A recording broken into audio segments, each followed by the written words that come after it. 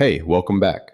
So, something pretty interesting just happened in Washington, and honestly, almost nobody in crypto is talking about it yet.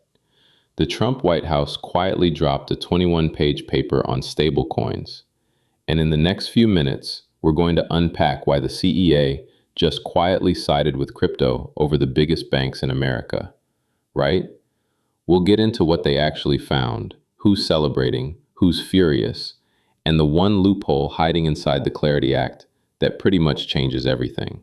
So grab some coffee, settle in, let's get into it. All right, let's start with the paper itself.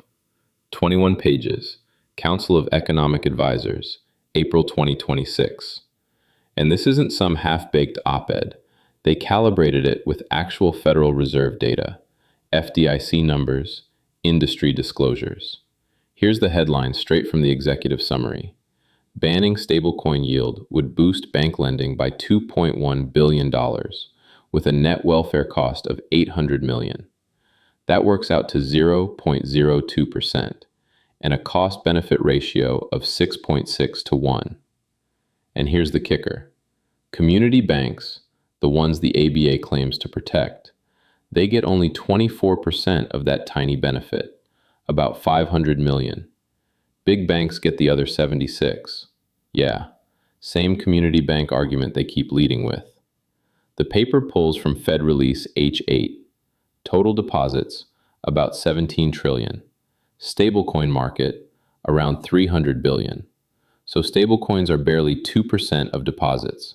Tiny. Look, the other story here is the guy running the CEA, Pierre Yared. Born in Beirut during the Civil War, family emigrated to Cleveland. Harvard undergrad, MIT PhD, Columbia Business School since 2007, full professor, co-director of the Richmond Center. Took over as acting chairman last September when Moran left for the Fed. Formalized in February. So, 2.1 billion. That's the whole threat. What about the worst case? Well, that's where it gets even better. Okay, so even the worst case doesn't flip this picture. Worst case on paper, 531 billion in additional lending. Community banks get another 129 billion. Sounds big, right? Here's the catch. The worst case needs three things to happen at once, and all three are basically impossible. Condition 1. Stablecoins would need to grow to 6 times their current share of deposits, from under 2% today up to 10%. Total market would have to jump from 300 billion to about 1.8 trillion. Condition 2. Every stablecoin reserve held as raw, unlendable cash. Not treasuries, not money market funds, just cash sitting at banks with 100% reserve requirements. Problem is, that contradicts Circle's own reserve report from December. They show only 12% of USDC reserves as bank deposits, the other 88 in T-bills and repos. Condition 3. The Fed would have to completely abandon its current monetary framework. No interest on reserves, no abundant reserves policy. Just gone. And the paper throws in a Tether comparison. Tether holds basically nothing at banks, 34 million out of 147 billion. The CEA actually used Circle's 12% as the conservative number. Look, all three of these would have to hit at once. The Fed isn't abandoning anything. No issuer is holding raw cash when they can earn 4% on T-bills. And 6 times growth in a year? Fantasy. Here's the framing move, though, and this is what most creators miss. The paper doesn't ask, does yield drain deposits? It flips it. It asks, does banning yield actually help banks? That inversion is the whole argument. All right, so the paper walks through 3 cases. Where does a stablecoin dollar actually end up? Case 1. Issuer buys Treasury bills. You pull a dollar from Bank A, issuer buys a T-bill, and the dealer deposits that dollar at Bank B. Aggregate deposits, unchanged, just reshuffled. Case 2. Issuer holds cash as reserves. You pull from Bank A, issuer parks it at Bank C, and Bank C backs it with 100% reserves, which means that deposit supports zero new lending. This is the only case where capacity drops. Case 3, money market fund, mimics case 1, unless the MMF dumps cash at the Fed's overnight reverse repo. Then it becomes a Fed liability and leaks. The key insight: only the slice held as 100% reserve deposits is siloed off from credit. Everything else recirculates. And the paper names the historical parallel directly. Quote, under the most stringent regulatory implementation, stablecoins could serve as an instantiation of the old idea of narrow banking advocated by Henry Simons and Irving Fisher under the 1930s Chicago Plan. Narrow banking, Simons, Fisher. The 1930s debate on 100% back deposits, back, in a paper about stablecoins, 90 years later. Now, Genius Act Section 4A11 says, quote, no permitted payment stablecoin issuer shall pay the holder any form of interest or yield. Signed last July. Senate vote 68-30. But here's the loophole the paper calls out by name.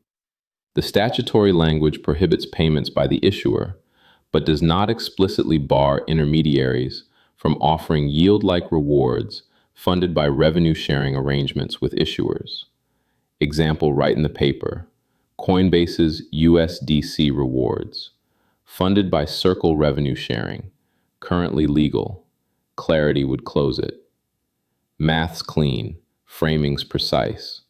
Naturally, everyone's furious.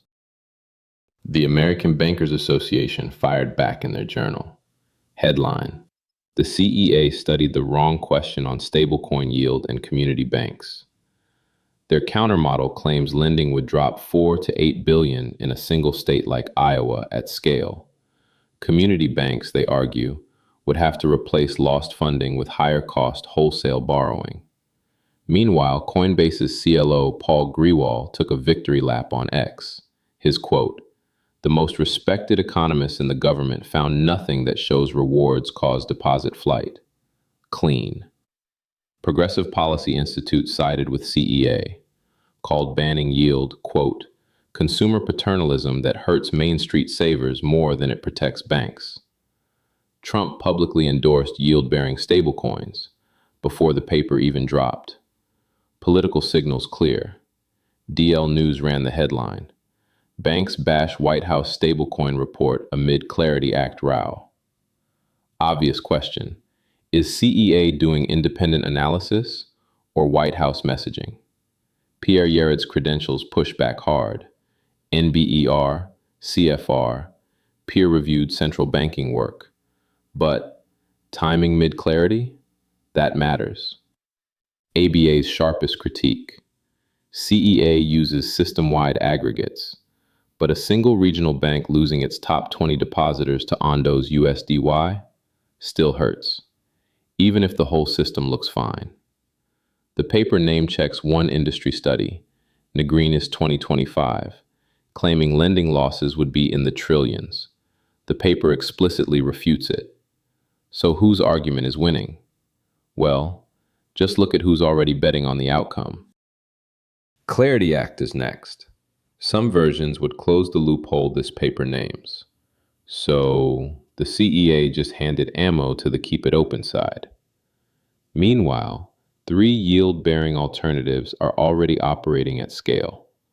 Ondo USDY, roughly 4% APY, backed by short-term treasuries plus bank deposits.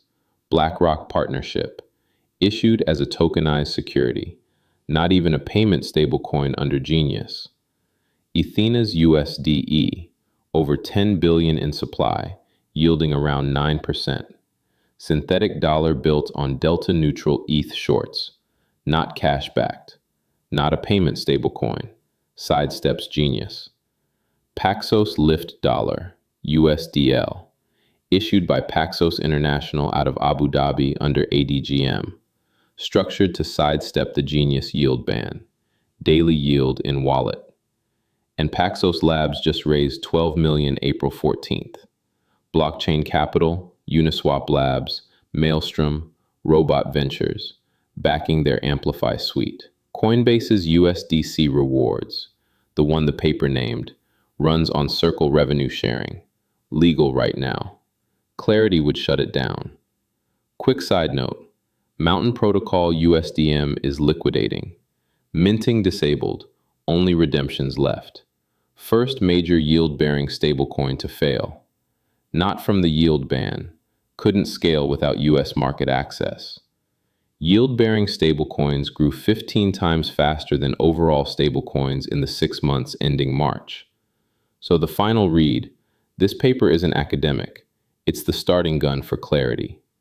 The White House just told Congress, don't close the loophole. Banks will keep lobbying. But Ondo is shipping BlackRock deals. Ethena's at 10 billion. Paxos is in Abu Dhabi. Coinbase is paying USDC rewards right now. The question isn't whether yield survives. It's who ends up holding it. Let me tie this together. The White House published a 21-page paper with Fed and FDIC data.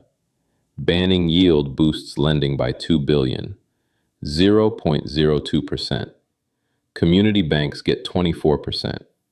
Welfare cost is 6.6 times the benefit. Meanwhile, Ondo's paying 4% with BlackRock. Ethena's at 10 billion. Paxos runs out of Abu Dhabi. Coinbase pays USDC rewards right now. Mountain just liquidated. So the paper didn't end the debate. It armed one side for clarity. The real question isn't whether yield survives. It's who ends up holding it. Full research in the Notion page below. This is Information in Motion. Drop a like, hit subscribe. See you in the next one.